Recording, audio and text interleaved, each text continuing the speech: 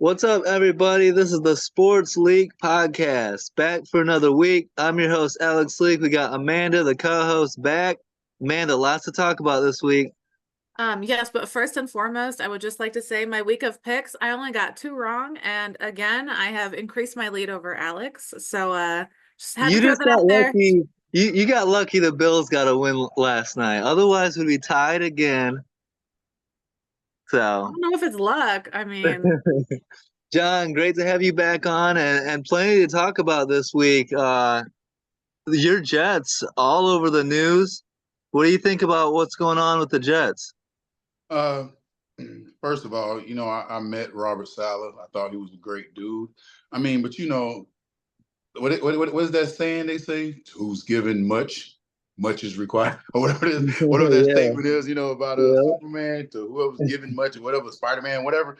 But it's like you're given so much, and they keep giving you so much. They had to put somebody had to be on the chopping block, and I don't know if Hackett is just their guy or it was weird because he still lost the play calling, and I felt like the play calling was the best I've seen it this year.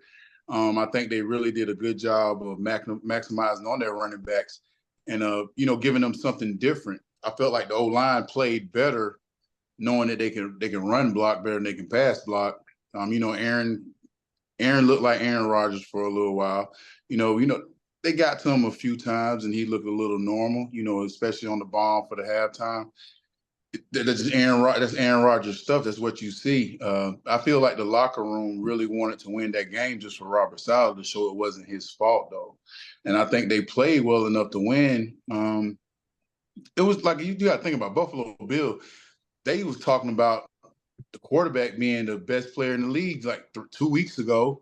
Now it's Yeah. like he's normal as hell. And then the Jets came and played him, and this is a game they should have won. I mean, just honestly watching the game, they should have won. I think they played better than they played. I think it was just some mistakes, penalties, a lot of stuff that kept them in and out of the game. So, but for me personally, I think they played the play calling to me. But like even with the new play caller in, you don't have a lot of tape to go. You don't know what kind of tape to watch for the Buffalo. So I can give them a little credit for maybe not being as prepared because they didn't know exactly what they were going to see.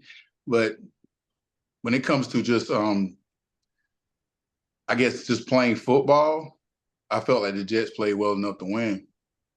I agree. I thought they played well enough to win. It was just like, man, the refs were really pissing me off in this game. It was a flag festival out there.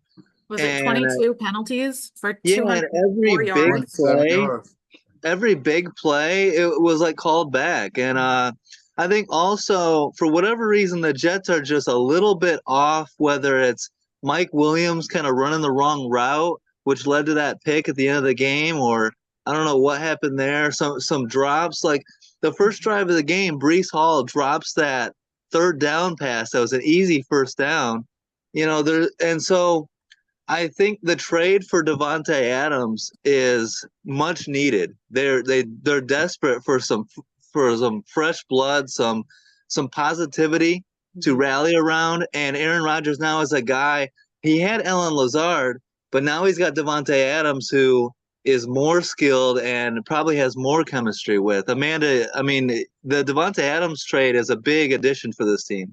Well, it's funny too, because if you go and look at the stats, it seems like every other week, either his chemistry with Wilson is off or his chemistry with Williams is off. Like he Yeah. doesn't go a week where he's good with both of them. Like one of them is being overthrown or underthrown or dropping. So I do think, him coming in with Lazard, like this was the best game we've seen from Lazard. I mean, that 52-yard Hail Mary pass, like that's the best play we've had out of Alan Lazard all season. So the Yeah. timing is good. They definitely need to bulk up a little bit on receivers, and we know his chemistry with Devontae Adams is fine. But this game was just ridiculous. I mean, I don't even know what to say about this game. 4 missed kicks in Yeah. this game. Like it was a hot mess. 200 plus yards and penalties.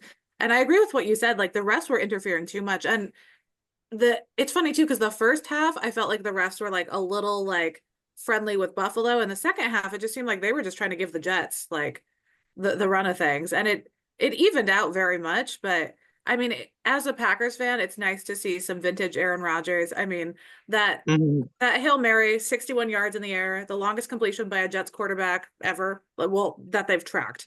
Um, It had a completion probability of 15%.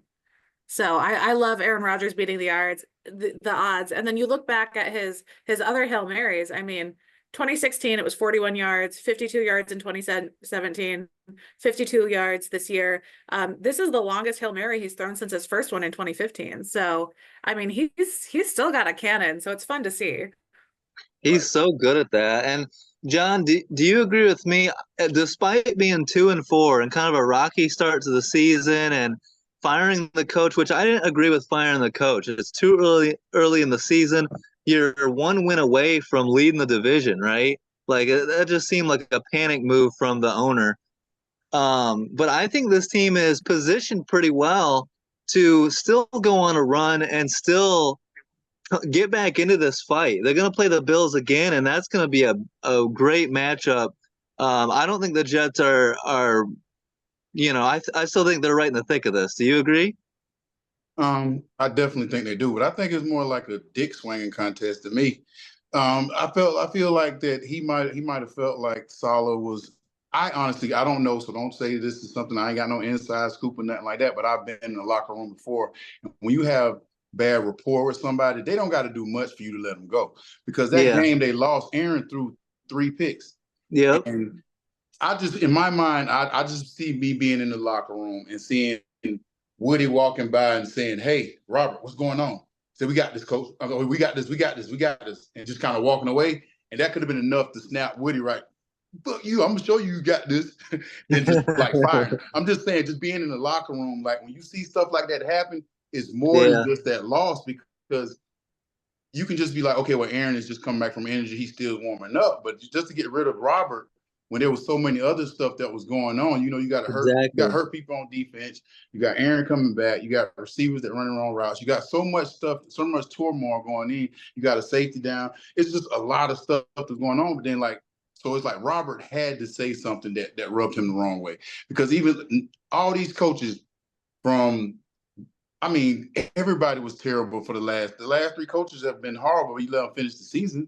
You didn't even get this man a chance to finish the season with the best opportunity he would have with Aaron Rodgers. So I think something a lot of people are overlooking in the Robert Saleh conversation, so this year got off to a rocky start, but I mean, look at what he's done over the past 3 years there. So last year they had the most penalties in NFL history, worst turnover differential, 31st in total offense, 30th in passing offense, 28th in rushing defense, and then 29th in total offense, 28th in passing offense. And this is long before Rodgers came to town. 31st in fumble recoveries. Like, this is a coach issue. 2021, worst total offense in the league, 32nd. 31st in red zone efficiency. Like, you look at all these stats going back for 3 years, they're 28th or below in all these rankings. So as much pull as people think Aaron Rodgers has, he had a shitty game, but I mean, Robert is known to not develop players. Think of how many players have been there and have been underdeveloped that, I mean, he just didn't do anything. Like Jamal Adams, that was wasted talent there. Zach Wilson, he's, doing a lot better in other positions. Becton, continually injured, never really gave him enough support there. So I think it's kind of a long-standing thing. And obviously Aaron Rodgers didn't affect last season. He didn't help because he didn't play, but it seems like a lot more than just the Aaron Rodgers saga. And I feel like people forget how shitty the Jets have been for the past. I wouldn't blame the players per se, because the players didn't go to other teams but were good. I mean, all the players you just named were shitty anyway. So you got to say that's more of no, I'm just being honest. Like Jamal Adams, I mean, come on, man. Like, what has he done? And well, just underdevelopment. I feel some players. I'm saying you're 100% right on development, but if you go to another team and ball out, it would make sense. I would say that they were terrible on who they picked in the draft, and you can say that is from GM to head coach. You can say GM head coach on that, but you're saying if now these teams, like I said, Marshawn Lynch, he was in Buffalo. They thought that he wasn't going to be the kind of guy he went to other teams, balled out. So when you say, okay, for me, I was with the Jets. They could have said I was a terrible player. I wasn't good enough. They traded me. I went to another team, and I still played well. So that's why when I see players, they might say they don't develop, and I understand, but you can't put the players on the coach unless they get somebody like Zach Williams. Now, if you choose that as a coach, you shitty. But if you saying, 'cause I don't think he really went for Mr. Wilson. I don't know. He might have, but say I don't know per se because I'm not in the bank. But if the GM's telling you to pull the trigger on this guy, and you might, I don't kind of know, but hell, I won't lose my job because of this. So I wouldn't say it was because of that. Now all the other stats you were saying totally makes sense. I'm gonna give you credit for them. That's big. That's big money though. But Well, that's their repertoire for like 12 years though. Yeah. So for me, it's more like players who people thought had a lot of potential. They go there and then just nothing. Like Denzel Mims too. Yeah, Well, like you said, people thought. Now Yeah. I'm waiting to see. Now if I can see, okay, for instance, like we talking about Mooney. Mooney was in Chicago and didn't play well, right? Mooney down here balling in Atlanta. So you can say you can kind of blame it on coaching there because the coaches wasn't there then. Coach didn't get them because they had Fields and they didn't. Sam they weren't able Darnold. to, even with Fields, Yeah. Darnold, like you saying, Darnold was there. That could be coaching. I'll Yeah. give all that to you. Now I will say that. But I'm not gonna get. I like Salah too, though. So you might want to, that's all it is. It's like, and it sounds like Aaron Rodgers liked him too. Like in his interviews and stuff, he says like his throwing. He had to feel bad. He had to feel bad that guy lost his job because just being a competitor and being a great player as he was, he didn't want people to get that narrative of him. And I understand that. I wouldn't want that narrative that I made a coach's job. You know what I'm saying? That's what everybody was trying to say. Everybody was trying to say, well, Aaron, Aaron got him. No, y'all put too much pressure on people for getting people fired. But real quick though, you said he wouldn't want that narrative of him getting a coach fired again. You forgot the word again because that narrative went around a couple times. That's your forte. You know that. You the expert on McCarthy, Hackett, like this ain't the first time we've heard this story. I said this about Salah is that in my opinion he's an excellent defensive coach, excellent defensive coordinator.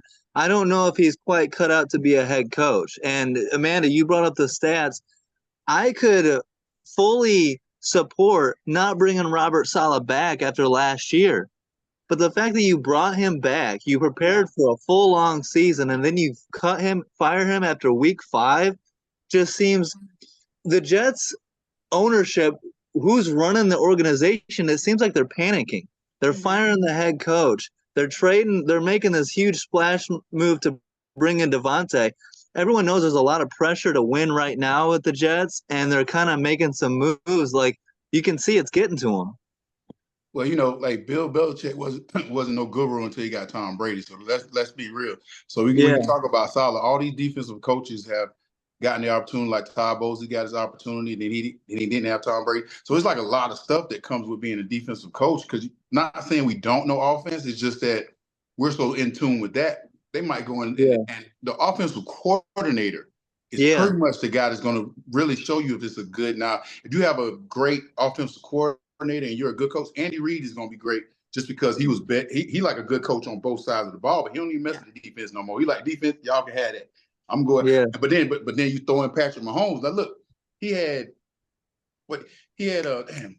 McNabb. He had Mike Vick. It's like they had quarterbacks. Like he had quarterbacks that you'll never see. Like again, like them quarterbacks were like people that were awesome. But then you give him the perfect match for him, the perfect offensive scheme in his mind, because everybody has this dream date you want to go on, right? This girl has long hair, beautiful lips, green eyes, whatever you want to have. That's kind of like what they be looking at for a quarterback. They'll see that guy like, okay, this is the perfect quarterback. And until they get that perfect person, it doesn't work out. Yeah, you can have a top 5 defense all day. If you have nothing offensively, you're going to struggle in the win column. So, yeah. Having a lot of money and no sex game. Yeah. Amanda, your team, your AFC team, the Bills, there was a lot of pressure on them in this game, losing first place, facing a 3-game losing streak. And they rallied and got it done. And Josh Allen, to his credit, everyone talks about the turnovers with Josh Allen. 10 touchdowns, no interceptions so far this year. So he's doing a better job now. The Jets didn't. Do you see that Josh Allen lost fumble in like the 5-yard line, and the Jets couldn't pick that up? That was a big missed opportunity, but at least he's cutting down on the interceptions. Yeah, and it was interesting too, because coming into this episode when I'm writing my notes and working on them yesterday, my number one question is why Josh Allen can't find an open receiver downfield. Like we saw that so many times in this game. People weren't getting open. He didn't have, he just couldn't get the ball to anyone. But Amari Cooper is going Yeah. to solve that problem. So I'm stoked for them. I think that'll be a great fit. And I was joking about Devontae Adams going to the Bills. So it's just funny that this matchup happened to nab them both. And it's interesting because Allen, who is so he gets in his head a lot, and you see those games where he's like 3 touchdowns, 3 picks. Like, I love the full Josh Allen experience. Alex and I joked about this during the week because I like shit shows, I like shootouts, and he's like, well, that's because you grew up watching Favre, which is Yeah. dead accurate. I love me a quarterback who has a game like Favre. Like, Jordan Love is like the Brett Favre experience 2.0. Like, I love that shit. Like, throw for 400 yards, 4 touchdowns, 3 picks. I don't care. Win the game. Like, Win I the love game, a yeah. high scoring shit show. So Josh Allen that's probably why I subconsciously like him. But it's been interesting that these teams aren't relying more on their run games when their chemistry has been off with receivers. Ray Davis had a good game this week. He's been third, I think, because Ty Johnson was behind James Cook. Yeah. I mean, But he he stepped up stepped in this up game, and balled out. 116 yards. So it was Brees nice to Hall see looks both of them better. kind of lean on their run games. And Yeah. then for the Jets, who was their top running back this week?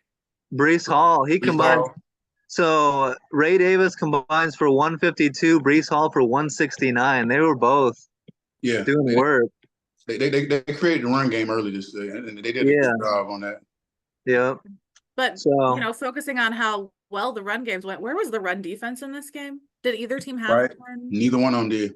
yeah. And both of these teams have solid defenses. Like, historically, like the last season and a half, the Jets have had a great defense. The Bills have been improving, and they just forgot to play defense in this game. Like, it was. If you look at the whole league, though, when we go through these games, watch the rushing yards this week. And like almost everyone had 100 yards, 100-yard rusher this week, and I was looking at that when I was looking at the stats earlier. I was looking like, damn, 100 yards, 100 yards, 100 yards, 100 yards. Like, Yeah. and we almost in Atlanta almost had 200-yard rushers. So it's like people are starting to be so, I guess, enamored by the quarterback position, they forgetting about the run again. And now the runners are everybody's like, okay, running backs are back because they're coming back We because love it. people are starting to get used to these 400 and 500 yards passing games, and now people are just hitting them off in the run. Well, I think 2 seasons ago, everyone was underappreciating and overlooking running backs. I think Correct. the Lions 1-2 punch really helped kind of reignite the running back fire last year, because I mean their pair of running backs was glorious last year. Yeah. They did well. The 1-2 punch now is the quarterback and the running back now, like in Baltimore, like in Washington. So, and even in Kansas, City, it might not be as prevalent as people think, but a lot of people are the 1-2 punch is having a good running back and having a quarterback that can run too. And you seeing these misconstrued numbers of quarterbacks getting 50 yards a game, and in the running game, you're getting another 100 on there. I mean, that's the way it's always been, though, is balance, right? You got to have that running game. Everyone falls in love with the quarterback and the passing game, but if you're going to be a consistent winner, you have to have balance. You have to be able to, attack them with both. John, do you think Amari Cooper, is that a big deal for the Bills? They kind of are without a number 1 wide receiver, Khalil Shakir, Keon Coleman. Amari can kind of fill in that number 1 role and open up everything else, right? I think it's a good look for Amari to help his career out. I mean, it seemed like he always gets into a bad situation. I think this might be the perfect situation for him to become a number 1 now, and really, because he's such a quiet guy, you don't understand how good he is. You look at his stats and you be like, dang, I didn't know he was that good, And I think he kind of wasted his years in the league so far. And I think with Buffalo, he'll be able to emerge and become a star, hopefully. Especially with the trading of Diggs and getting rid of him. So having another name that people can recognize, and also that we know that he can get in the end zone. And, just taking a little pressure off Coleman when you get back, and, stuff like that, having a guy that knows football, he probably can teach him some stuff. But I think he can be the number 1 on this team, and definitely, give your boy a safety net that's good. Yeah, he definitely misses Diggs. Yeah. Oh. He missed what? I said Josh Allen misses Diggs. Oh, okay. You said Diggs. Okay. Diggs. 2 G's, Diggs. I was like, whoa. He misses this is Dick's, Dick's We're Sporting not Goods. They talking went out about of this. business. It's not that kind of show. It's not that Yeah, kind of sounds like show. Hey, this you were the episode one took who a said the word turn. earlier. So that being said, I think that game was one of the most, I don't know, dramatic, I guess. Alex, let's talk about your Bears. How many points did they put up this week? Man, this was a sight for sore eyes. My Bears in London putting up 35 on the Jags. I talk about it every week, and Caleb Williams, continues to take steps forward every week. Goes for 282 yards, 4 touchdowns. Got Cole Kmet and Keenan Allen going with a couple touchdowns each. And it helps when you play the Jags defense as well. Like the Bears are having success offensively, but they're doing it against defenses that aren't exactly the best in the league. But John, Caleb's, there was a lot of hype around Caleb Williams, a real slow start, but he's starting to get it going now as we get to the mid part of the season. Yeah, I guess what you said, it was against the Jags, though. It's hard for me Yeah. to really give y'all a pat on the back when the games you're supposed to win. And Yeah. I'm not trying to. Nah, fuck that. I am trying to knock Trevor Lawrence. I'm tired of this because, dude, you playing against a rookie, and I know it's not. You're playing against their defense too. You're playing against Chicago Bears defense is playing like very well also. But I'm not saying that. I'm saying that you're going against a rookie, and a rookie putting up 35 points on you, and you only haven't seen, at halftime. They didn't even. I don't think he had like 150 yards passing at most or something. Like it was something ridiculous. I look some of these games I had to stop looking at because it didn't make sense. If you look at the score, and I'm looking like it, and I see Caleb, through messed up and almost, it's almost like blooper football watching the Jags play. It's like all kind of bloopers, and they still lose. Like what is this team gonna be? And like as much as we want to try to bring him out as Trevor's that guy, he's that guy. It's like me and Amanda Todd, we've been trying to be cool. We take our shots, but we don't really mean them like personally. But then you come and you go to London and you lose to a rookie quarterback, and I mean lose. Don't put up not even close. I mean ass whooping. Yeah, and then you get the late yards from the little dump down passes and stuff, so it looks like you had 250 yards, but it's like you really didn't. Like, bro, you look like trash. Well, I tell you what, Amanda, the Jags play consecutive games in London, so they play the Patriots next. If they don't win that, Doug Peterson's out. He's going to be fired. I'll go ahead and call that right now. That's a must-win for Doug Peterson. Well, and it's interesting, too, because Alex kind of felt that coming into this game, Doug Peterson was going to do everything he could to win to keep his job. Alex actually picked the Jags here because he was like, that's their home turf. London is the Jags' second home, home away from home. They play there all the time. Doug Peterson's trying to keep his job. They were going to show up in this game, and they just don't seem to give a shit. That was a sensible pick. I have been over Trevor Lawrence for so long. I think he's been overhyped. I've never seen what other people see. And this season, I'm like, I fucking told you so. But this game was just a mess. I would like Doug Peterson to go, but like, what's their next move? Like, I don't think anyone down the line there is worth, promoting into that role. It isn't, but you got to have a fall guy at some point. And when you're 1-5, if you're 1-6 and can't even beat the Patriots, like, come on now. Drake May would have to outplay Trevor Lawrence for that. But I have to say, though, I don't want to put this all on Trevor Lawrence because his receivers were not catching anything. They had 4 potential touchdowns dropped. You don't think, okay, all right, and I'm in to cut you off, but you don't think that has something to do with the leadership as a quarterback when receivers are not making catches they're supposed to make? You seen when Aaron and Mike Williams is pretty much gone now, just because Aaron said like he supposed to be on this and he didn't run the route right. And Aaron don't really call people out, but it's kind of like we don't know how long that's been going on. Mike could have been doing the same thing in practice. You keep telling that person, be in this area, be in this area. If your receivers are not making that effort and they're dropping balls and there's no sense of urgency of I'm losing my job or somebody's come take me away, or my quarterback is not that kind of guy to get in my face, he's still going to have to throw to me if I'm open. That's when you can say that. That's what I'm saying. Trevor doesn't have that. Yeah. I'm not saying he's not an incredible athlete, but I'm saying as a quarterback, there's certain things that we don't see on the field that we want to see in a quarterback. You want to see that fire. You want to see him grab a helmet of one of his receivers. You want to see him call his receivers out. And I know he's a very faithful guy, and I get that, but it's like that is what is missing, and we're not seeing it. We're seeing the sunshine where they always say he was blah. But I'm like, it's time to see you like buckle down, get some of the aggression that you've seen. I saw a tape of Matt Ryan, and I'm just saying it because I went to his little thing, but they had like I didn't really, because I played with him and I didn't really see that fire on the field because a lot of times I was sitting down. But they showed videos of him like getting angry and stuff, and I was like, wow, I never knew he was like that in the huddle, because I've always been sitting down and never really watched him. And they were showing stuff on how he got fiery, even though he was a nice guy, on the off the field, but on that field, we want to see more range from you as a quarterback. Well, I will agree with you that a lot of it is the mentality and like the morale. Like you gotta have the fire. But what bugged me in this game is the passes weren't overthrown or underthrown. Like literally both hands touched the ball and 4 passes were dropped. Like Gabe Davis is normally much better than this. Christian Kirk, both hands on the ball and just tripped. Like the passes are going to where they're supposed to be. Brian Thomas Jr., that was a beautiful deep touchdown pass, and just I mean, who did he hit in the face? Christian Kirk. It hit his face mask. He touched it with both hands and he still somehow dropped it. Like, you can't be more accurate than hitting a motherfucker in the face. Like, if they can't hold on to the ball, like, obviously some of it is the mentality and like giving a shit about winning, but come on, like as a quarterback, I would be pissed. I think we're seeing that midway through the season, and as these teams get a little bit desperate, they get a little tight. They're trying to make every play a touchdown, and you're just seeing it, whether it's the Browns, whether it's the Jags.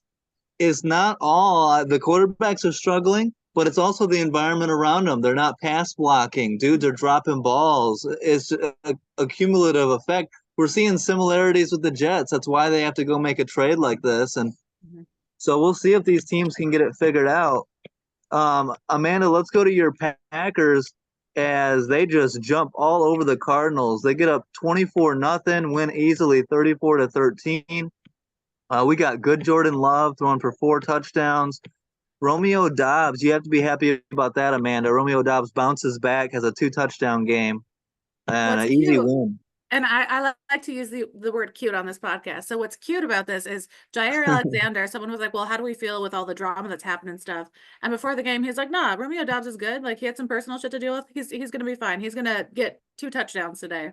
Yeah. Spoke that shit into existence. And speaking of speaking shit into existence, McManus is now a Packer. I've been talking about it on the last 4 podcast episodes. I am fucking stoked, because it's one thing when you have a kicker on your team and you release them and then they do better. So we had Greg Joseph, and week 1 and week 2, as a Packers fan, I'm watching him 6 for 6, disgusted, pissed off about Braden Narvison. As of this week, the worst kickers in the league, Greg Joseph and Braden Narvison. So stoked that Greg Joseph is also sucky and I don't have to like pine away for him like I'm missing Mason Crosby. But Narvison was 12 for 17 on field goals. McManus, he's missed 1 game in his 10-year career accuracy 81%. So coming into a Packers team that's 4-2 and has lost a game that the kicker, we've lost a game by 2 points and the kicker left 6 points on the field. I am stoked for an improvement at kicker. But this game was great. I don't know what else there is to say. Stoked about it. The Cardinals look like shit. And a lot of their issues that have been developing over the season were highlighted in this game. The Packers picked them apart. But a quick shout out to the NFC North. They're the first division since the NFL realigned 22 years ago, with all 4 teams having at least 4 wins through week 6. Oh yeah. Top 4 teams in the league in point differential. Like, that division is fun this year. Yeah, we're used to a terrible division. It's nice to have everybody winning for once. Okay. Well, John, a lot of people were being terrible. John, a lot of people were on the Cardinals hype train going into the season, but they I was not. I've never have been on that car. I'm sorry, like the Cardinals, I'm always surprised when the Cardinals, and I play for the Cardinals, so please don't think I'm trying to throw shade. I'm being a reporter here, and I'm speaking what it is. Their 3rd down conversions on both sides of the ball are horrific. They're 26 for 64 on 3rd down, and on defense they're 33 for 67. So you got 50% pretty much on defense. You're right around 35% on offense. Yeah, you want to be a good team, like things like that. And think about it, if you take Budda Baker out the factor, who else can you talk about on their defense? And I'm just being real. And I'm just really just trying to give y'all the characteristics of what's going on there. Like, everybody been so hyped about Marvin that they ain't even looking at the whole rest of the team. It's like Marvin will have a touchdown and they won't say nothing about the terrible penalty over here, the holding calls from the offense. They won't say the offside penalty. They won't talk about the factor of this dude is not. It's not a good team. You'll see one good highlight, and that's what keep Murray his damn job. He always give you 1 or 2 highlights a year, and they just like, oh, he still got it. He's gonna be amazing. Then he keeps his job for another year. You give him another year. It's just like I don't see this amazing thing that. All right, well, we lost him, so I'll step in. I agree with him. This Arizona team is so undisciplined, and while we have a couple really talented players, like we know the quarterback is talented on the ground. We know they've got a great receiver. Trey McBride stepped in when Marvin Harrison Jr. went down with a concussion in this game, and he finished the game with 8 catches for 96 yards. Like that's beautiful. Over 10 yards a catch. Like that's, those are fantastic numbers, 4 explosive plays. But Arizona in this game highlighted all of the issues that have been kind of building up over the season. 13 penalties in this game, the most in the Jonathan Gannon era. Coming into this game, they had 19 total. So you go from 19 total for the season, 13 in this game. I mean, all of those little issues that John was talking about were just they just kind of exploded in this one, and it really highlighted all the issues and all the inconsistencies on this team. Yeah, the national media guys love the Cardinals. Daniel Jeremiah was talking high about the Cardinals before the season started. Dan Orlovsky was on the radio talking about how great Kyler Murray is, and I just haven't seen it. I haven't seen the consistency from Kyler Murray from game to game, and I don't think they're well coached. I wasn't a fan of Jonathan Gannon when they hired him, and I still am not. Like they're underachieving. They're not all that talented. We all expected Marvin Harrison Jr. to just elevate this team to, playoff contention. And he hasn't. I mean, has Marvin Harrison Jr. put together a full game yet? He's had like 2 touchdowns in the first quarter and then disappears, and so. Well, and now he's actually disappeared with that concussion protocol. Yeah. It sucks when you see a talented rookie go down this early in their rookie season. Yeah, Malik Neighbors. It's really, really tough to see. One thing I liked about this game that was Max and Bo Melton got to play each other for the first time. So they did a cute little jersey swap. Their parents were there with Bo Melton Packers on the front and Max Melton. Yeah, it was cute. And just one little quick shout out. So Jordan Love had 4 touchdowns in back-to-back games. Aaron Rodgers never did that as a Packer. That has not happened since 1995 with Brett Favre. And coming out of this game, obviously, we know the issues Arizona needs to address. They should have traded for a receiver. But the best 2 off the market now. And the Packers, I think D'Amico Ryans, I don't know how this game hasn't been flexed to a primetime game, but Packers, Texans this coming week. I am so excited for this game. 2 very young, talented teams. But I think D'Amico Ryans is trying to jinx them. He said this week, Jordan Love, he said he will be the best quarterback we've seen this year, which is a really suspiciously good thing to say. So I think he's trying to work some voodoo there. But yeah, Arizona's going to have a tough time recovering from this loss. Yeah, I don't see them turning it around this year. John, Colts, Titans. We expected Anthony Richardson to start, but Joe Flacco gets a start instead. This is 2 bad teams, really, and the Colts are less bad than the Titans. Titans are just a really bad team. Will Levis combines for 110 yards. Not a lot to talk about here. Colts find a way to get a win. Kind of 2 bad teams. What do you think, John? How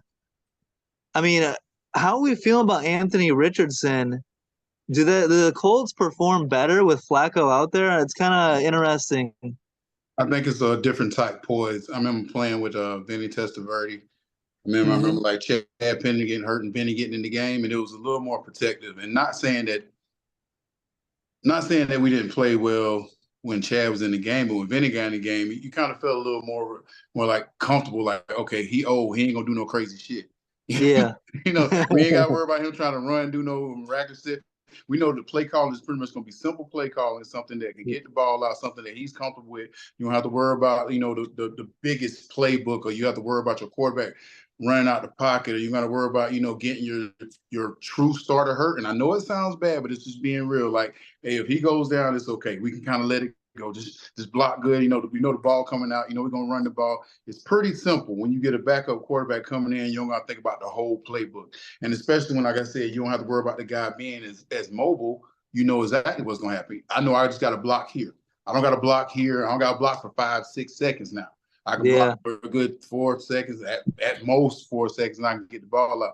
I think Will Levis he is what it is.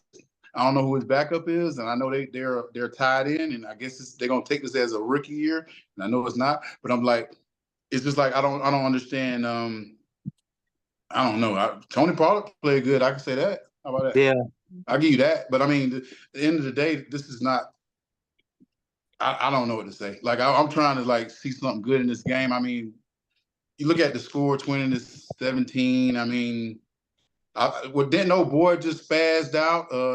It's like the Titans are. You can see the team is falling apart already. Yeah. Zero. Calvin Ridley.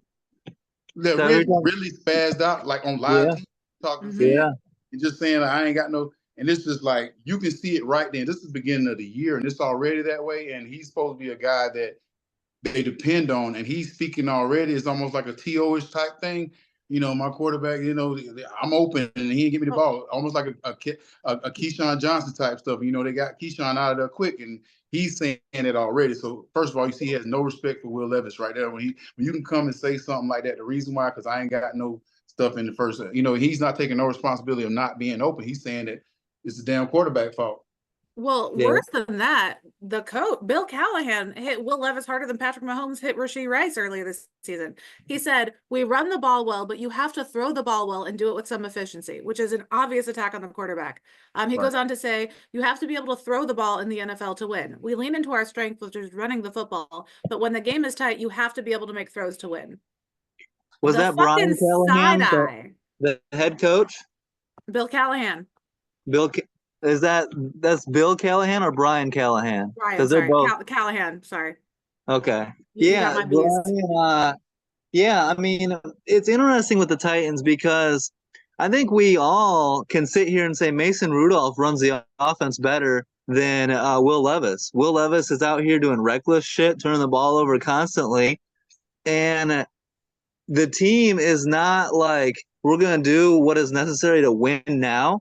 The team, like you said, John, it's a rebuild, and we're trying to get this quarterback going. Well, the season is over with too early, though.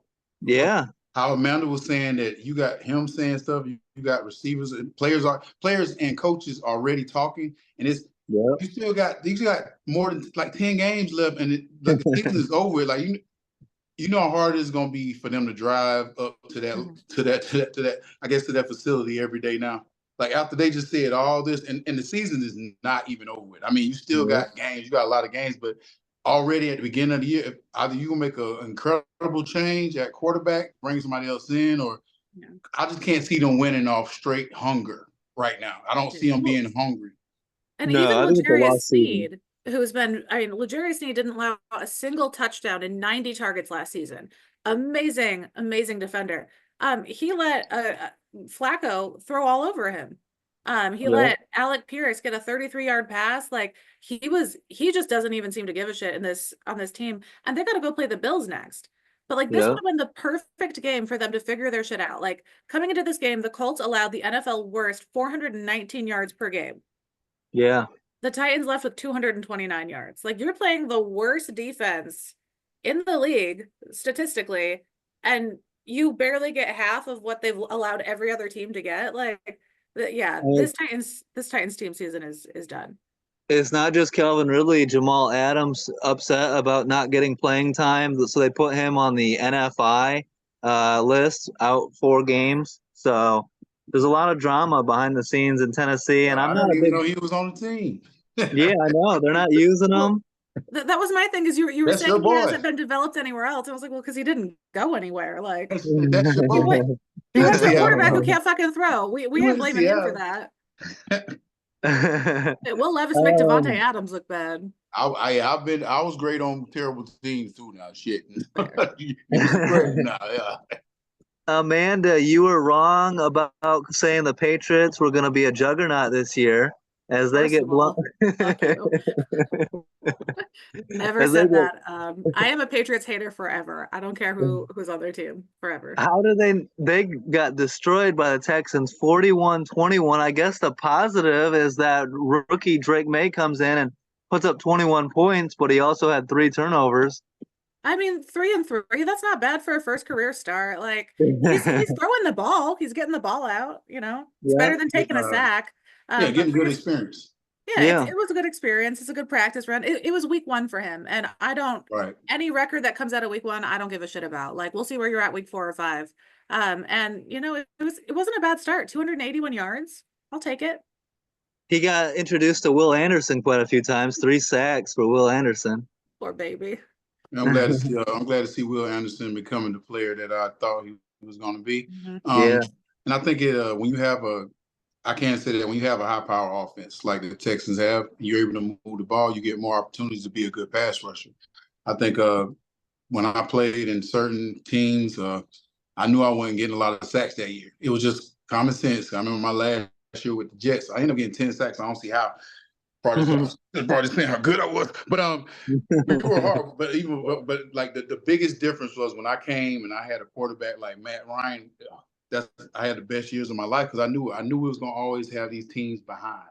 These teams always gonna be behind, so they had to throw the ball, and that is showing the brilliance of a young quarterback that is like Stroud is just showing that he is that guy. And you know, with the addition of Stephon Diggs, you know, he's doing. I'm very hurt that Collins got hurt because he was having a extraordinary year, and I know how it feels to be leading the league in receiving or leading the league in a certain position, and then you get hurt, and all that greatness that you were achieving, and you know, just your moment get taken away like that. I feel sorry for him. You know, them 4 games are really, even if he come back still have a good year or maybe a Pro Bowl year possibly, but missing them games it kind of like messes up your whole flow for that whole year, because this could have been his year to be that guy and get his shine. Yeah. Yeah, Texans get to 5-1. That's like you said, Amanda, Texans at Packers is going to be one of the best games of the week. It's going to be ridiculous. I'm so one. excited. And this matchup, like the Patriots have the biggest chance of getting the #1 draft pick, and we've got the Texans who are like in the running for the top AFC scene at this point. Like, so this game was just a severe mismatch. Drake May needs more OT help. They're subbing people in who are both waived by other teams. But I mean, he's going to get his shit rocked unless they bring in somebody who can actually provide some protection, because there are holes all over that field. That's probably why he didn't start week 1, is because they wanted to protect him. And at some point, Jacoby Brissett, the offense was so bad, they're like, let's give the rookie a shot. But that O-line's going to be bad all year long. So it's going to be a rough rookie year for Drake May. Let's go Bucks at Saints. This game was interesting. The Bucks jump out to a 17-0 lead. The Saints come back, take a 20-17 lead, and then Tampa Bay pulls away to win 51-27. Amanda, your boy Baker Mayfield, this Bucks offense threw up the numbers. This game was so fun. Like I called it pig slop, because Alex hates these high-scoring shootouts, but this game was sloppy as hell. I loved everything about it. And then the second half, I was bored because halfway through the second half, there'd been 4 punts and 1 touchdown. I'm like, ew, no. Give me turnovers, give me some more fumbles. Like Baker Mayfield, 354 yards, 4 touchdowns, 3 interceptions. That's a Brett Favre kind of game. I love that shit. Yeah, it definitely was. It was a mistake-filled game. I think it was 27-24 at half, and I was like, and then I looked up and I checked. I was like, hold on, because I didn't see the first quarter. I got in there late, so I'm sitting there. I'm like, hey, the Saints playing well, and I'm thinking my Carolina guy Spencer Rattler is kicking ass, and I'm like, oh, they said no, man. They had a turn, they had a kick. I was like, oh, damn. I'm like, hold on, like, so it was a lot of stuff going on, so I had to catch up. So, and then the final score being 51-27. man, you were a rookie that day. They did a good job of just bringing like stuff in his face. Like they just kept bringing people, and he was just letting it go and throwing it to the other colored people. I don't know if he thought he was still in college or something, throwing to them. It was just bad ball, like It was all so around bad. bad ball. Yeah, because and I can't even, sometimes you try to say, well, it was just, it was the system. It was just strictly him just playing bad ball after that. That one pick, and then after that, this was like he couldn't do nothing right, and they was just bringing the house at his ass too. That was the Tampa is a good team, and I can't even Yeah. front like And this I'm was kind a of bad game for Tampa, and they yes, still it put was a up. bad game, but they showed it how I think having Whitfield back definitely brought that defense back to a whole different level because I'm kind of thinking Yeah. like I know Atlanta has the division lead right Field of now, but I'm dogs. saying with Tampa with Whitfield back, I don't know because I think because they got to play them, they got to play these guys at home now. They got to play, they got to go and play the Saints at home, and they got to play Tampa at home. So it's going to be some different type games. You playing them in their own dome. Yep. Right. Just looking at the possessions of this game: touchdown, fumble, return, touchdown, punt, field goal, punt, return, touchdown, interception, field goal, interception. Like this first half was wild, and then 3 back-to-back touchdowns, another interception. But it's funny because in the first half, Baker was throwing all the picks. In the second half, the Saints threw what, 3 picks in the second half. Like it was a mess. I loved it. This is exactly the score we expected out of this game, as far as how much the Bucks beat them by, but this game was a shit show. And Yeah, Spencer definitely had an interesting introduction to the NFL. horrible. Yeah. Yeah. John, are you do you like Spencer Rattler? Are you rooting for him because of the South I'm Carolina? rooting for him because he a Gamecock. I never really saw the I didn't The see what allure. people saw. Like I Yeah, guess he came from Oklahoma, and I yeah. think like us whenever like I'm a Gamecock, so I'm just being real, and I got to talk from how my heart feels. Just like Green Bay, Chicago, y'all got to talk how your heart feels. Yeah. So Yeah. whenever we get a player from like another big name school, we think they're just gonna come in and be like amazing. And I'm looking like I don't see what everybody. I never saw what the hype was for. I understood that what he did in high school, and I understood that he was at that place, but now he's in our place, and he still looks. And just seeing this game, I felt like I was back in Carolina. It Yeah. just literally felt like a Carolina game. It felt like he has that cockiness, but it just ain't transitioning to the field. I think he always will feel like he's a starter. And some people can live off their past and continue to live that. But until you start to try to get better, and I'm not saying he's not working to get better, but if you always feel like you can be that guy and you're not, that's when I think your ceiling kind of gets here. Like when Yeah. you start saying that I'm terrible, and that's when your ceiling start. Instead of saying that I know I got it, I get Josh Rosen vibes a little bit. that's really I've never been a big Spencer Rattler fan, but it was nice to see him get his opportunity. And we'll see if he gets more going forward with Derek Carr sidelined. Let's go Browns, Eagles. A big win for Philly. They needed it. Gets them above 500. They barely beat the Browns 20-17. Nice to get AJ Brown back on the field and Devontae Smith. Cleveland, it just looks like there's no hope there. They're going to be a terrible team this year. Even when Deshaun Watson doesn't turn the ball over, they can't do enough to get the win. Amanda, the Eagles get to 3-2. I mean, this matchup, it was a bad team versus a mediocre team. The Eagles barely beat a 1-4 team. Yeah. So I don't think they did anything to change perceptions of how people feel about the team. I mean, they had a bye week. They got their 2 best receivers back. They still played like shit. Like you put up 20 points against the Browns, who are the most dysfunctional team mentality wise in the NFL. Like, I don't care. So not impressed by this at all. Yeah, their record's above 500, but their play is well below 500. I still give the Eagles a shot. I still think the Eagles, they're too talented. I think they can turn it around and get playing better How towards are the they end of not the year. fixing their issues week to week? Like we talked about the Bears, like they have an issue, they work on it in the week, the next week the issue is addressed. Like even if it's just little incremental changes, we're seeing the Bears improve week to week. The Eagles, you had a bye week, you got your receivers back, and you special teams still messing up. Blocked field goal attempt, return for a touchdown. Yeah, that was Defense, bad. the defense got a couple pressures, but they were playing an anemic offense with 1 win. Like nothing they did this week impressed me enough to make me think that they've actually addressed any of their issues. So I don't know what else we need to say on this one. I know we're a little chatty today, so we should probably get Well, moving. But John, they're too comments? talented to be playing this bad, right? I know. Honestly, I like the game. Having AJ come back, Yeah. having them secure a win. I mean, I know for us it seems because we're looking at they're playing the Browns, but I think you play the Browns that has a decent defense. You know, with Myles Garrett, which is an impossible guy to block. You know, impossible guy. He always does things to cause more points to be on the board than it looked like it's supposed to be. It was a bad team and they won the game. This is one of these games that, and I'm not just saying this, but at least they looked like they was consistently playing. I never felt like it was out of the game. And just watching how they played, it wasn't never, you know, we're going to lose, we're going to lose.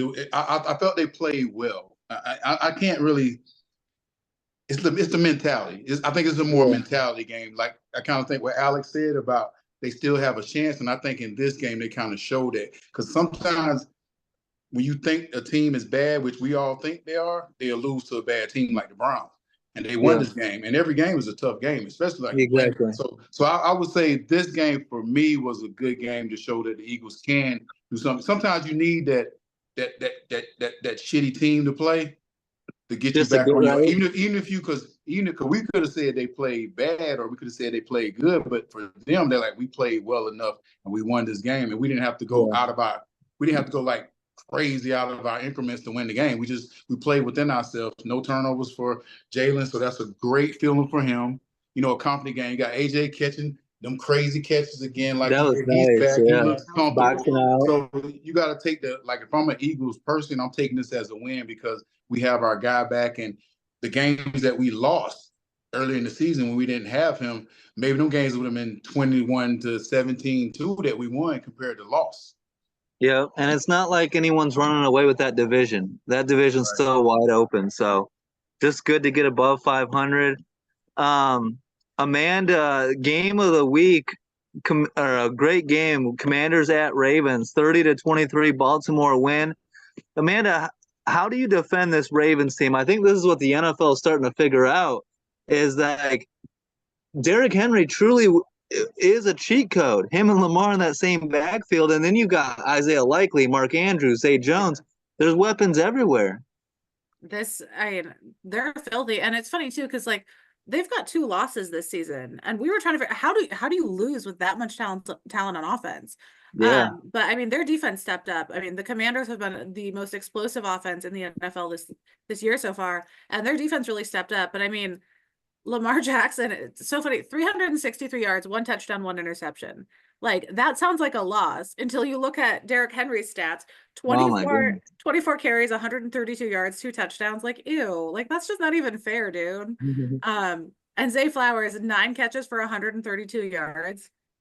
Like that, the amount of production they're getting out of their offense is just nasty. And you know what? Shout out to Jaden Daniels. He had a fantastic game, especially for a rookie playing against this defense. Almost 300 yards, 2 touchdowns, no turnovers. Like he had a hell of a game. And McLaren also 6 catches, 53 yards, 2 touchdowns. Like it was a great game. And you and I came into this week calling this the game of the week, and it was still fantastic. I had a lot of fun with this game. And I mean, this was the battle of the 2 highest scoring offenses so far this season. So we knew it was going to be good, but shout out to the defenses.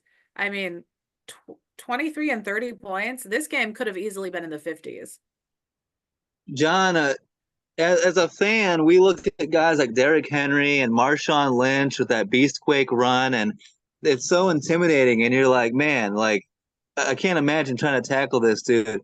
In your prime, what was the mentality when you're meeting a running back like that? That's just a monster in the hole. Like, what are your thought process when you're trying to make a tackle against Derrick Henry or Marshawn Lynch or one of these beast running backs?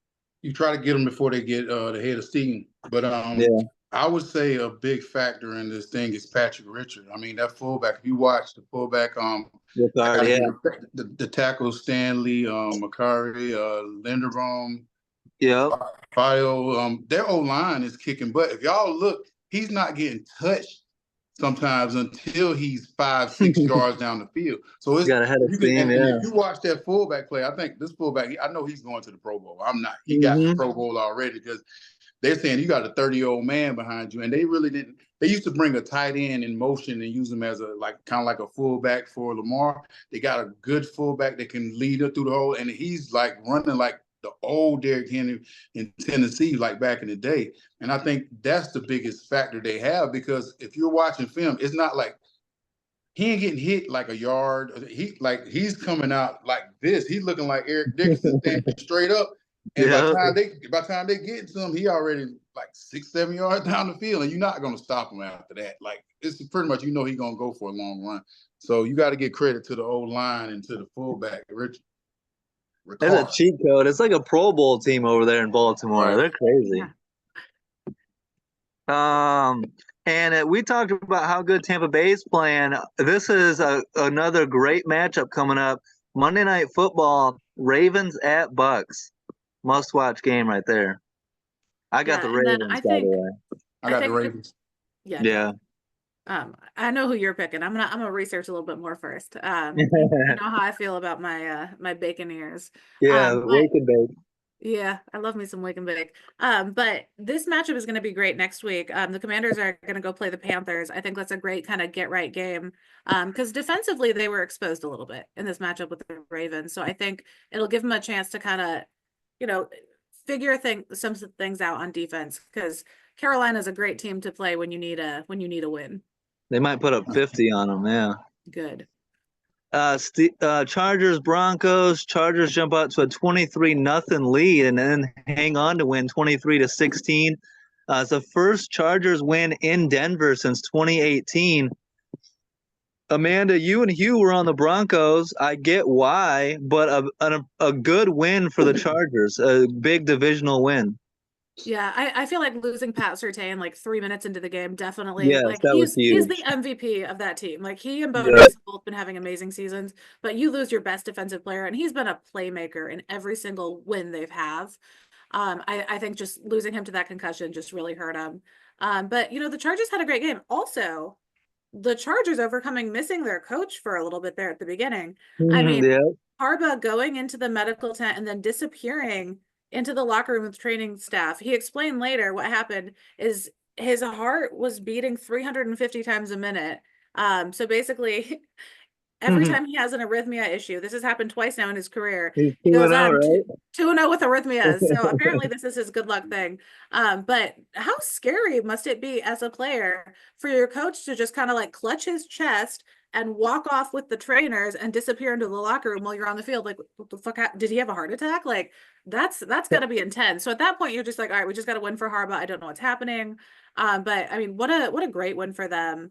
And Herbert has really improved with his passing stats this season. I mean, we've seen him beat teams historically with his arm, but so far this season, I haven't really been impressed with any of his numbers. But this game, I mean, he looked like his old self. He passed his previous season high in passing yards in the first half, 179, finished with 237 passing yards, his most since week 11 of last year. So he's getting back into passing, which is nice because I feel like they've been very run heavy, which we know is Harbaugh's style. But if you've got a talented quarterback, use him. Let him air that arm out. I think Harbaugh's got that offense much more efficient, and Herbert's benefiting from that. John, a big win for the Chargers in Denver, huh? Yeah, I had no dog in this fight. I didn't watch this trash. We can go on. I didn't even watch it. I seen the teams, and I was like, I have no interest. I ain't even look for the highlighks. Like, I promise you, I was like, they gonna be mad at me because I ain't got nothing to say about this game. The most amazing thing was the heart thing. Besides that, I was like, I was like, this game does not even attract me. I said, I'm sorry, they're gonna be mad, but I'm not. I ain't got nothing. No worries. Do you think this is a big win for the Chargers, though? Do you think this Chargers team is a playoff team? I think the Chargers are possibly a playoff team if everyone stays healthy. I think Mac is playing extremely well at his old age, but like they still have time. Like I said, I don't have a lot to say because these two teams I don't think they're going to be playoff contenders this year. I think they have possibility maybe next year. I think this year, when Harbaugh coming in there, I think it's more like a a training series. You know, like everybody Yeah. get to know each other. The defenses are playing well on both sides, I think. So I Yeah, think the as the Chargers. offense, I was going to say the Chargers held the Broncos scoreless through 3 quarters of this game. yeah, All yeah. 16 of those points were in 1 quarter. So I mean that defense is So playing both well. defenses are good. So, but I just think when the offenses start clicking, that's when I'll pay more attention to them. But as of right now, it wasn't. You know, I wasn't really paying attention. The Steelers coming off a disappointing loss to the Cowboys. We felt like they had the game, and then they allowed that 4th-and-goal touchdown by Dak. So they needed a big bounce back win, and they got it done in Vegas. They put up 32 points. There was some talk, John, about a lot of national media people were talking about now's the time to bench Justin Herbert. I disagreed with that. I feel like he's doing enough, and he showed it in this game to get the Steelers to 4-2. Fields turnover free, 204 yards, 2 touchdowns. Do you think the Broncos should consider going to Russell Wilson or keep riding with Justin Fields as long as you're winning? Well, I told y'all from week 1 or week 2 or week 3 or week whatever that Justin Yeah. Fields is the best fit. I feel like if you have a quarterback that can win a game or any game and you're consistently winning with this guy, first of all, you got to understand the players got to learn a whole new guy. And not saying they don't already know, but it's like I've been playing with this guy for, we 4-2 because of him, not because of the Yeah. other guy. You know what I mean? Yeah. He ain't doing nothing wrong. Like they could have easily been 2-4 with Russell Wilson. And I'm just being honest. And Najee Harris had a 100-yard game, so the Raiders suck because he only got 700-yard games in his career, and his last 100-yard game was in January, like last year. So the Raiders they're looking bad, man. I mean, I want them to be a good team because I love the head coach, and that's kind of like a personal. It's kind of like a personal thing. You want to see them succeed, but also I see his kind of lack of his experience. kind of mannerisms are brushing off on his players, and they feeling they can act like him. Like we don't care, we the Raiders. We don't care, we the Raiders, but y'all losing. Like you're gonna have to start caring because y'all losing. You got a receiver that one of the best receivers probably to play the game, and he was trying to get out of there. So you can tell the culture. You can tell it wasn't a winning culture when you have a prominent receiver that's that good and he's ready to get out of there. It's something more than just I'm not getting the ball. It's like, I just don't like being around this mannerism of what's going on. Like, this is not my fit. You know what I mean? Well, Amanda, the Raiders don't have a quarterback. That's one of their biggest issues. Gardner Minshew or Aiden O'Connell.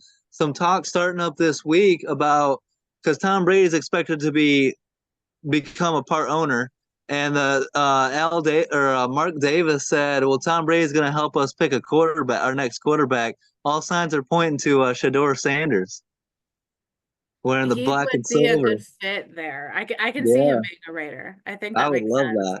that. He's But they need a quarterback, flashy, right? Vegas. So at this point, should they just be going for the draft pick then? Are you implying they should scrap their season? I mean, pretty much. Gardner Minshew and Aiden O'Connell isn't going to get you anywhere. I mean, but that's not their only quarterback. They do have an older guy somewhere. Who? I mean, there are other options. Like I mean, we saw Flacco come back in and have success. Like they could draft somebody. What's Too bad you Tannehill up can't bring to? Tom Brady out of retirement. No, Tannehill. I'd rather have Tannehill have success. So quick question. We know Aaron Rodgers, the Jets are playing the Steelers this coming week. We know Aaron Rodgers has some tough history with Russell Wilson, losing in the playoffs to them a couple of years. Do you think they should start Russ just to fuck with Aaron Rodgers? That'll be dumb as hell. It'd be funny as hell.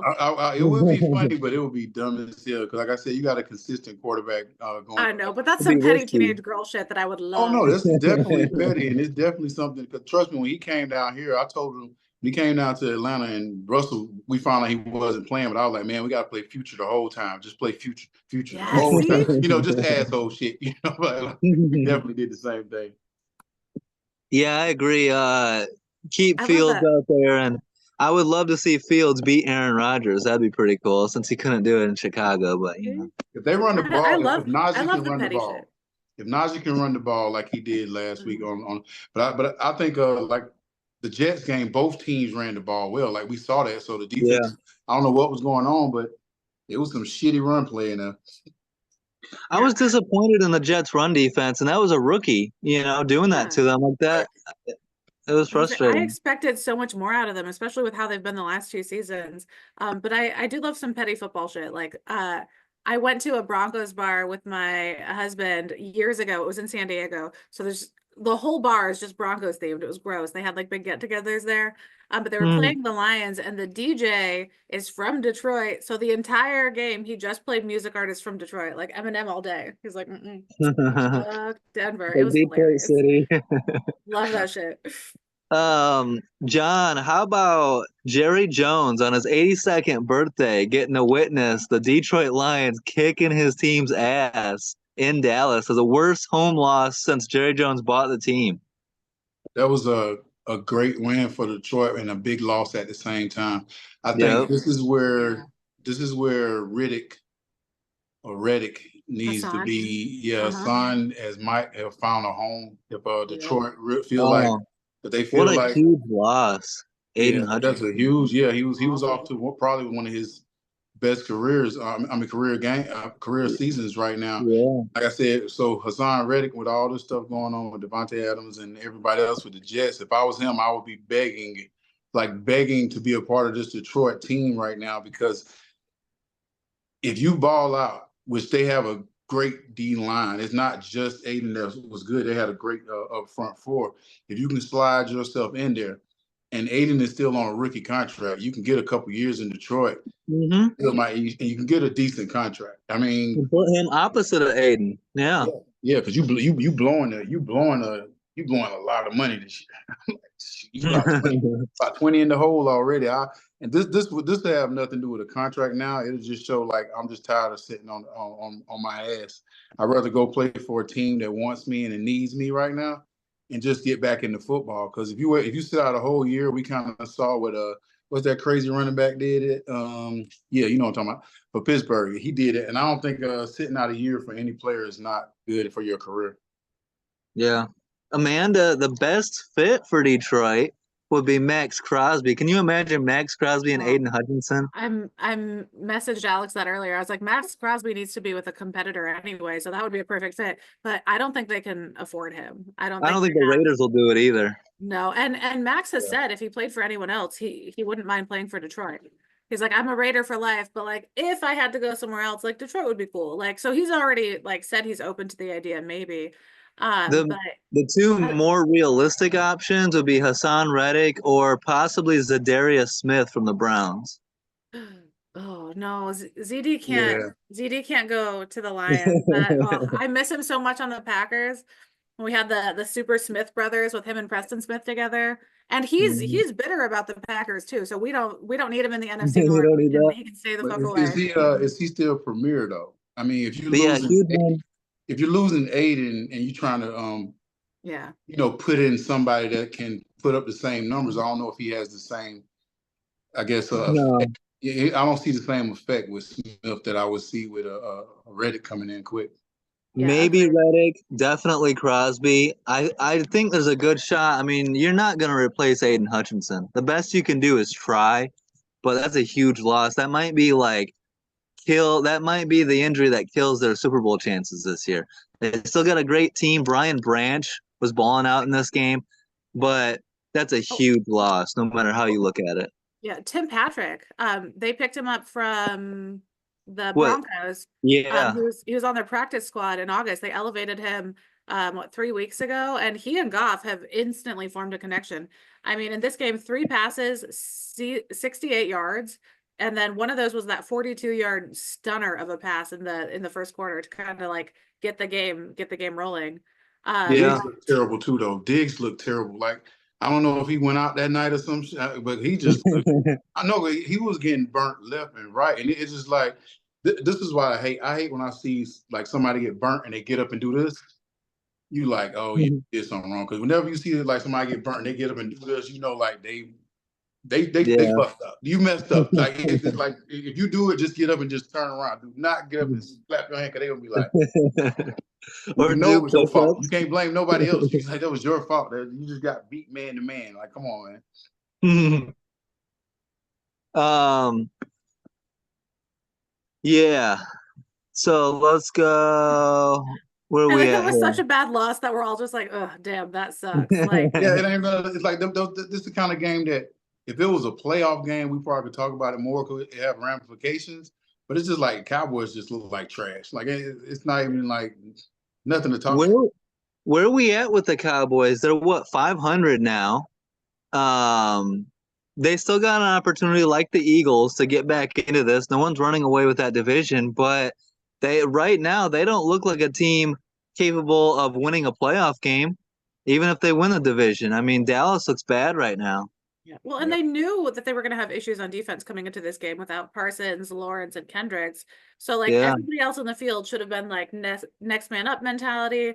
But I mean, still, like, not even on defense. Dak throwing the early red zone interception, awful. His third red zone turnover in 2 games. he's got to cut that out.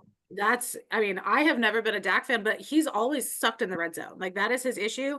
And it doesn't get better year to year. And right. I don't understand why one of the coaches hasn't just cut it the fuck out. Like, somebody needs to Hmm. talk some sense into him because that's bad. And Zach Martin, um, Aleem McNeil, however you say his name, Yeah, yep. he made Zach Martin look dumb. Like, he was beat all game.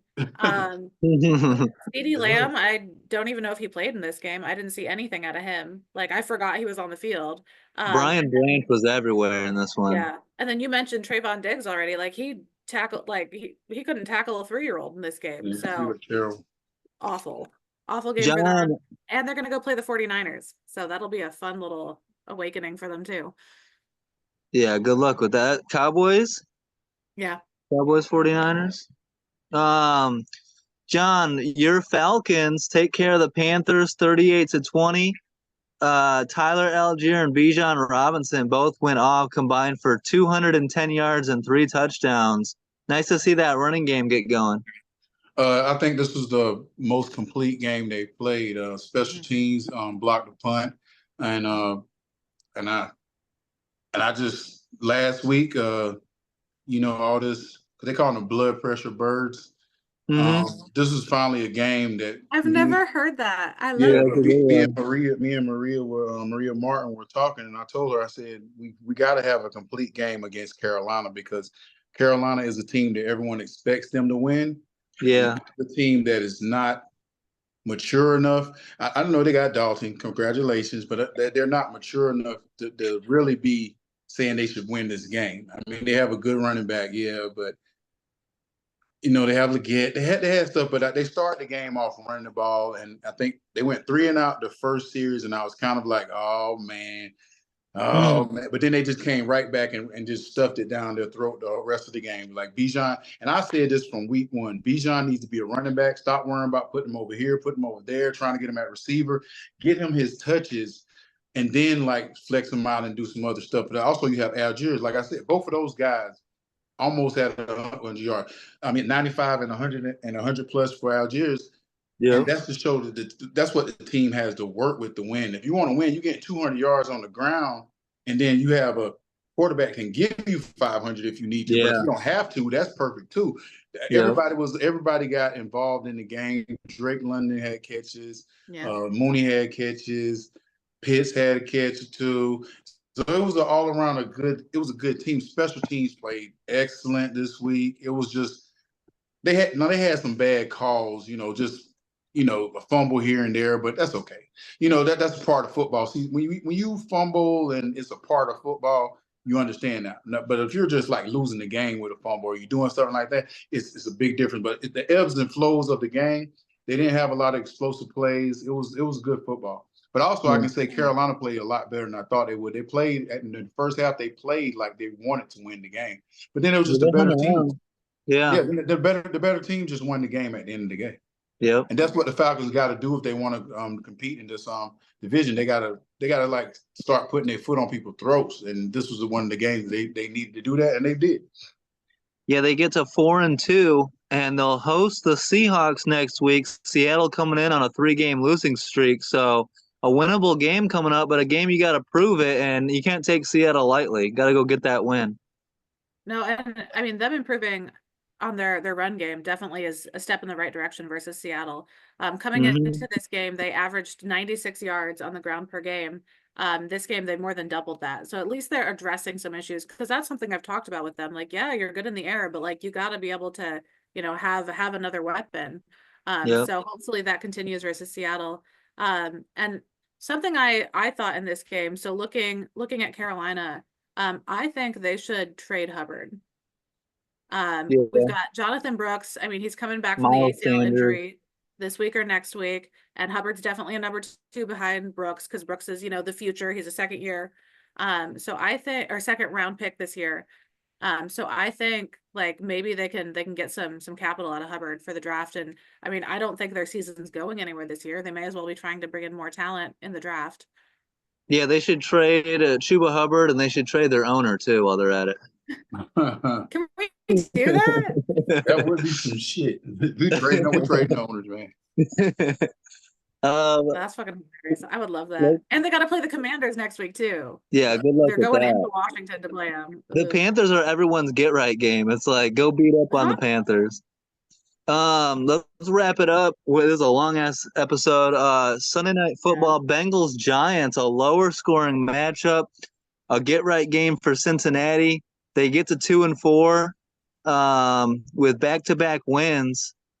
Good win for Cincy. They play at the Browns. The Bengals are turning around quick. They play at Cleveland. If they win, they're starting 0-4. The Bengals could get back to 500 here pretty quickly. I don't think any of us are thinking the Bengals are going to have a bad year. I think they're going to turn it around. Yeah, I mean their defense has been really porous the past couple weeks. They pulled it together. Yeah, My 7 concern points. is the D line for New York. Cincinnati didn't know what to do with them. Like Yeah. they had absolutely no answer for that. So They do I have mean, a good D line though. Dexter yeah, Lawrence. well, they have the I think the top one of the top two. Mhm. I mean that defensive front is nasty, but I mean you gotta beef up that O line. Like Joe Burrows was pressured on over half of his dropbacks in this game. 4 sacks, 7 quarterback hits. That's that's not going to be a way to keep Joe Burrow healthy, and we know he's prone to injuries. So you play another nasty D line like that. I mean, watch that concussion tent for Joe Burrow. My guy is Diesel Jalari with 2 sacks. Dexter Lawrence with 3 the week before. You got Brian Burns. Got to get Thibodeau healthy. John, what are your thoughts? I mean, both teams 2-4. How are you feeling about either of these teams? I don't know, man. It's like it's hard for me to talk about Daniel Jones because he's like him and Trevor Lawrence are 2 guys that I understand why they were picked high, but now it's like I don't understand why they got paid so much. Because like it's not like they had a history of like winning 10, 11 games. Jacksonville did go to playoffs, I guess, but I'm like, I don't know. Daniel Jones when is it going to click? When are you going to just like? Do they need to simplify the offense, or do they need to? You can't really beef up the old line anymore than you really have to. I'm like, what can they do to make him a better player? I mean, do they need to try like a Baltimore scheme type thing, let you run the ball for like 5 yards and not pass as much? What is it as a quarterback that can get this guy to be an elite quarterback that one deserves 40, 50 million a year like he's getting? I mean, what does the Giants need to do? I mean, because if you're a great quarterback, it don't matter what kind of receivers you got. We saw that with Tom Brady. We saw that, with a lot of quarterbacks that you would consider great. But what does they need? Because I hear the name, but I don't hear like what do they need to make him better. You get rid of Barkley because you felt like Daniel was the best guy. What do they need? What does he need? Like he needs to come to like a sit down with the owner or the head coach and be like, look, I need this. I want me a tight end like this guy. Waller had to quit. Waller, I don't even want to play no more. But I'm like, it's just like, what is going on that making like I wonder if he's not a upfront talkative guy, or is he a young Flacco? Like is he like just a younger version of Flacco? He's gonna like all these guys seem like they're maturing later in their career.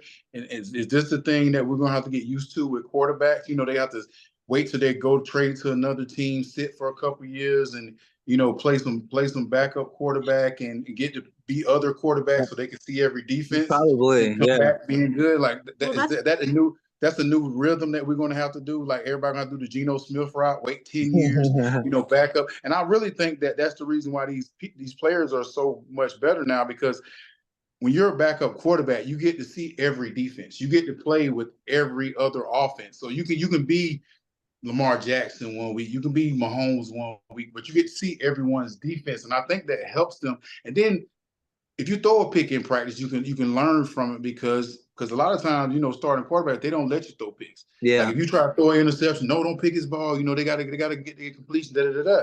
So I think a lot of this stuff helps them guys, and I think a lot of the guys that are coming in that we thought were done, these guys had so much practice being someone else, they ready to be themselves. I think that's what he needs is to take a step back, be a backup, and learn.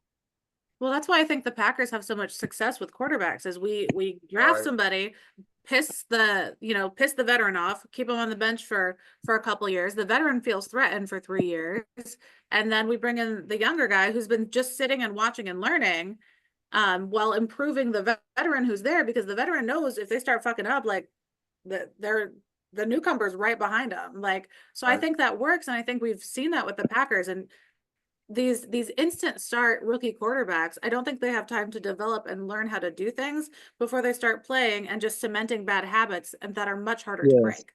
The no expectation thing, I think, is the biggest thing, though. Like, I think with even with Stroud, with Daniels, like, they don't have those expectations that people try to put on them. Like even with a backup quarterback coming in, the expectation is, whatever, we got so and so coming back. So I think that takes a lot of the stress off them. Like, hey, if I have a bad game, it was expected. So they just go out there and play ball. I'm just the backup. Don't look at me. Yeah. Hey, I didn't know the offense. I'm so sorry. I didn't learn the playbook. Yeah, my bad. Then they go out there and have a hell of a game. If the Giants want to get the most out of Daniel Jones, you know what they should do? Trade for Saquon Barkley. Bring back Saquon. That was just their going to say, they Yeah. need that ridiculous Baltimore setup with the ridiculous running back. Yeah, you need a running back.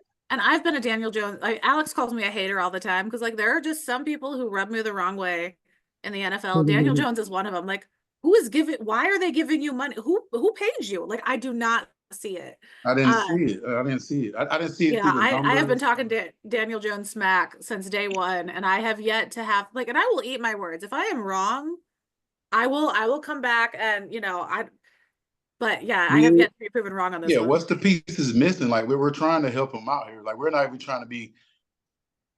We ain't trying to be critical about the guy. We just want to say, okay?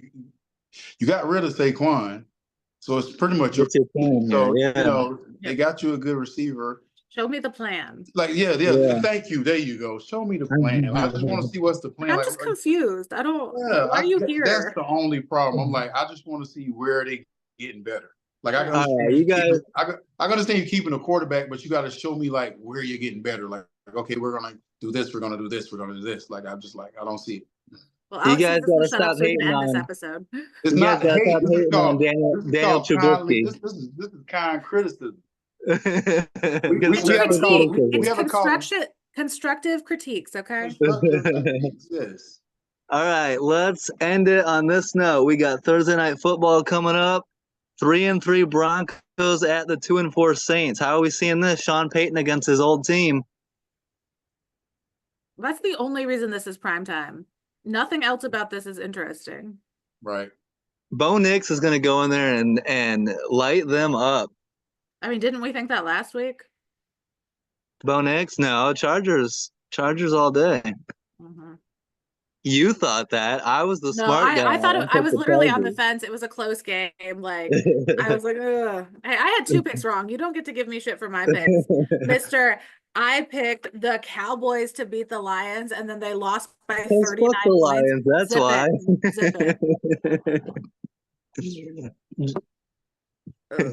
I'm going to pick against the Lions and Chiefs every week this year.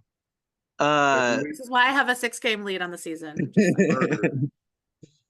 John, who are we feeling here? Saints, Broncos. Where's this at? In Denver? I don't know if Rattler versus. I don't know if Rattler going to be ready. Like I said, it looked more like Carolina than he did when he was in New Orleans. So I'm gonna give it to Bo Nix has Bo looked pretty Nix, yes. good. I'm getting Bo Nix.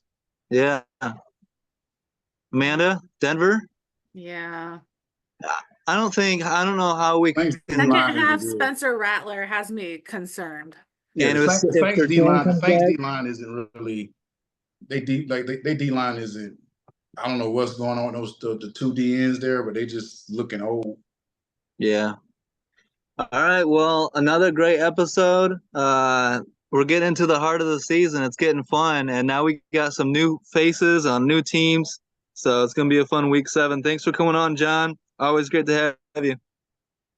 Good shit always, Amanda. Be prepared to lose your lead in the picks in week 7, and have a great week, guys. Peace out.